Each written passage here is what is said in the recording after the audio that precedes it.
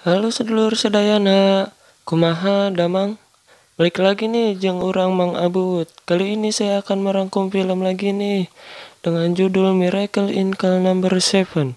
Menceritakan tentang seorang ayah yang mempunyai keterbelakangan mental dan seorang putri yang cantik. Sang ayah mendapatkan kasus yang menyebabkan dirinya dipenjara dan dihukum mati. Gimana lanjutan ceritanya? Kita masuk ke alur ceritanya. Kita diperlihatkan seorang ayah dan anak yang sedang melihat TV di suatu toko. Anak tersebut bernama Yesung dan sang ayah bernama Yunggo. Yesung sangat ingin memiliki tas yang berkarakter Sailor Moon tersebut. Tas tersebut tinggal satu-satunya yang ada di toko tersebut. Tidak lama mereka membicarakan tas tersebut, ada seorang yang membeli tas tersebut. Dan Yonggo pun langsung masuk dan berkata bahwa tas itu milik Yesung. Yonggo pun mencoba merebut tas yang sedang dipakai sang anak. Lalu Yonggo pun dipukuli oleh si pembeli. Ketika di rumah, Yonggo pun berbicara kepada anaknya bahwa ia akan membelikan tersebut untuk hari pertama ia bersekolah. Keesokan harinya, Yongko pun berangkat kerja dan berpamitan dengan sang anak. Ia bekerja sebagai tukang parkir di suatu mall. Yongko sedang menghitung gaji yang diberikan oleh atasannya. Saat ia sedang menghitung gaji yang diberikan, seorang anak pun menghampiri dirinya. Anak tersebut akan menunjukkan toko yang menjual tas Sailor Moon selain di toko tersebut. Saat di perjalanan menuju toko tersebut, anak itu pun tergeletak di tanah, dan Yonggo pun mencoba untuk menolongnya.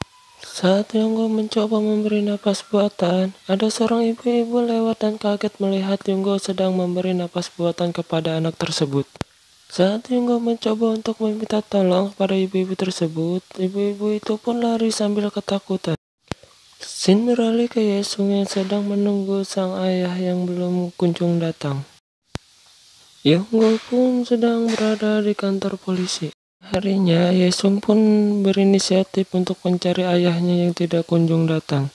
Yesung dibawa ke tempat kejadian yang dimana menyebabkan anak tersebut meninggal.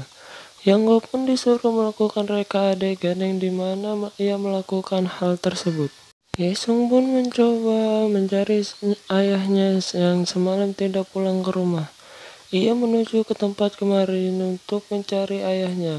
Ia melihat ayahnya yang sedang dipegangi oleh pihak polisi. Yonggo pun lalu dibawa ke dalam mobil dan dibawa langsung ke penjara.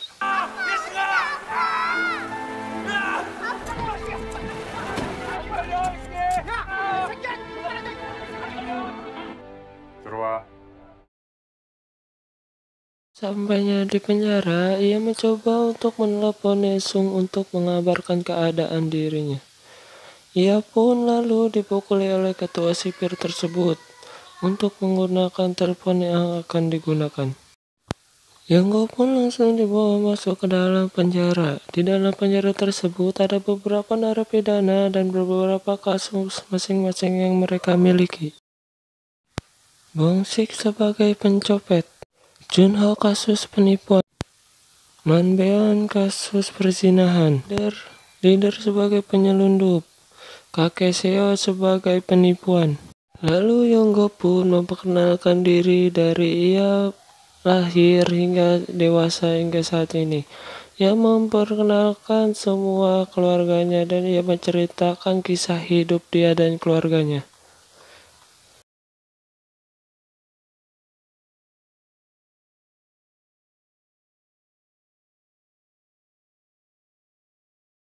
Ia pun langsung diberi tempat di dalam sel tersebut.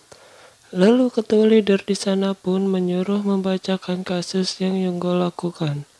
Leader pun marah dan memukuli Yonggo mendengar kasus yang ia perbuat. Shin beralih kepada Yesung yang dibawa ke penitipan anak, dikarenakan tidak ada yang mengurus dirinya jika ia diam saja di rumah. Ketika diperlihatkan Yonggo yang sedang duduk terdiam dan menuliskan nama anaknya, lalu ia pun melihat seorang yang sedang mengasah gagang sikat gigi sehingga tajam. Tidak lama kemudian, ia menyadari bahwa leader akan ditusuk menggunakan sikat gigi tersebut. Yonggo berlari sekencang-kencangnya agar ketua leader tidak tertusuk oleh sikat gigi tersebut. Lalu Yonggo pun bergegas untuk menolong leader, alhasil ia pun terkena tusukan di bagian perutnya. Lalu leader pun berkelahi dengan orang berbadan besar tersebut. Dan tidak lama kemudian, orang besar tersebut dapat dikalahkan dengan mudahnya oleh ketua leader. Kita beralih ke dalam penjara, di mana leader menawarkan sesuatu untuk berhutang budi kepada Yonggo. Lalu Yonggo pun meminta Yesung, yaitu putrinya Yonggo. Ketua leader pun terkaget mendengar permintaan Yonggo. Karena itu hal yang sulit untuk dilakukan di dalam penjara, karena tidak semudah itu untuk memasukkan orang lain ke dalam penjara tersebut. Scene pun beralih di mana penjara tersebut mengadakan acara keagamaan dan menari-nari untuk meramaikan suasana di sana. Di salah satu dari mereka pun ada anak Yonggo sedang menari di atas panggung tersebut. Para penjaga pun tidak menyadari bahwa di sana ada Yesung, yaitu anaknya Yonggo. Lalu Yesung pun dibawa ke dalam sel penjara, yang dimana ayahnya tersebut berada di dalam sel tersebut. Yonggo pun merasa senang langsung memeluk Yesung sang anak. Tak berselang lama, Yesung berada di dalam sel tersebut. Ia pun dibawa kembali dikarenakan rombongan yang membawa ia ke dalam tersebut sudah bergegas untuk pulang. Yesung dan Paman Chunho pun telat karena bis yang membawa mereka pun sudah berangkat dari penjara tersebut. Lalu Yesung pun dibawa Paman Chunho kembali ke dalam sel mereka. Diperlihatkan Yesung dan Yonggo sedang menikmati makanan yang berada di sel tersebut. Mereka pun makan dan lahap meskipun dengan menu seadanya. Selesai makan, mereka pun bersenang-senang dan menari di dalam sel tersebut. Penjaga pun datang untuk mengecek keadaan di dalam. Lalu Yesung pun ketahuan oleh ketua penjara tersebut.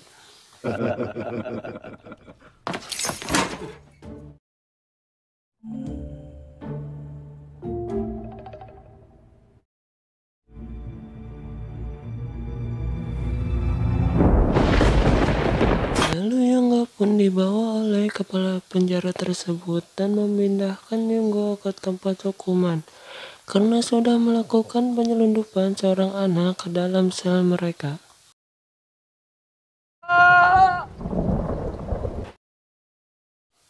Tidak lama berselang, penjara pun dibakar oleh salah satu narapidana dikarenakan ayahnya sudah meninggal dan tidak lagi menjenguk dirinya di dalam penjara. Lalu semua napi pun dibebaskan dikarenakan api yang sudah makin membesar. Kepala penjara tersebut pun mencoba menyelamatkan napi yang membakar penjara. Napi tersebut merobohkan lemari dan menimpa kepala penjara tersebut. Yonggo pun mencoba menyelamatkan kepala penjara tersebut dan membawa ke ruang rawat yang berada di penjara tersebut.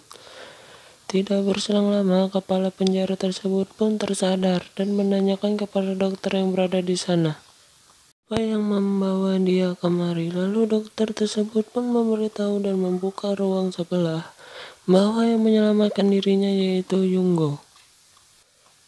Scene beralih kembali di mana Yesung dan gurunya menjenguk sang ayah di penjara. Yesung pun terlihat senang bisa bertemu sang ayah kembali meskipun dibatasi kaca. Yonggo pun sedang berolahraga sambil menghafalkan apa yang harus ia bicarakan saat persidangan nanti yang akan diadakan. Mana hari persidangan pun dilaksanakan.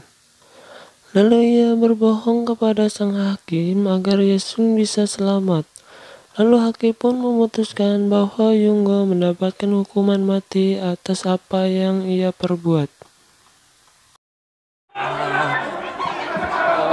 맞아요. 내가 그랬어요.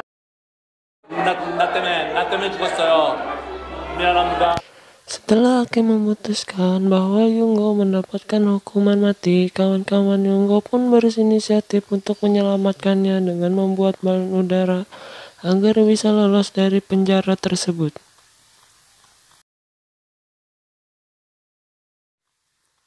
Acara pun dimulai. Hari di mana yang sudah ditentukan untuk Yunggo melarikan diri untuk menggunakan balon udara tersebut yang sudah dibuat oleh kawan-kawan Yunggo.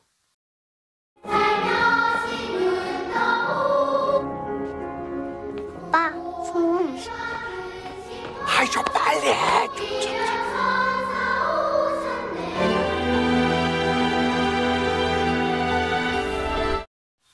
Dengan mempersiapkan segala mungkin agar dapat meloloskan diri dengan sukses, Yunggo dan Yesung pun menaiki balon tersebut yang dibuat oleh kawan-kawan mereka. Saat Yesung dan Yunggo mulai terbang ke udara, hal yang tidak diinginkan pun terjadi. Tali yang diikatkan ke balon udara tersebut pun tersangkut di kawat besi yang menyebabkan mereka gagal untuk melarikan diri dari penjara tersebut. Mereka hanya terbang di pinggiran tembok penjara tersebut dikarenakan tali yang membawanya tersangkut. Singkat cerita, di mana hari hukuman mati tersebut pun tiba. Yunggo dan Yesung pun berpamitan kepada teman-teman mereka yang sudah membantu Yunggo selama di dalam penjara. Mereka pun merasa kehilangan orang yang sudah membuat mereka lebih berwarna selama di dalam penjara. Yunggo pun lalu memeluk Yesung untuk terakhir kalinya sebelum ia dieksekusi mati. Yunggo pun lalu berbicara pada Yesung agar dapat bisa hidup sendiri. Saat Yunggo dibawa ke tempat eksekusi tersebut, ia pun terjatuh lemas dan bahwa ia tahu akan dihukum mati dan meninggalkan Yesung. Scene beralih kembali pada persidangan terakhir Yunggo. Hakim pun mencabut hukuman mati untuk Yunggo. Yunggo pun tidak jadi dieksekusi mati dikarenakan tuduhan yang menimpa dirinya. Lalu film pun tamat.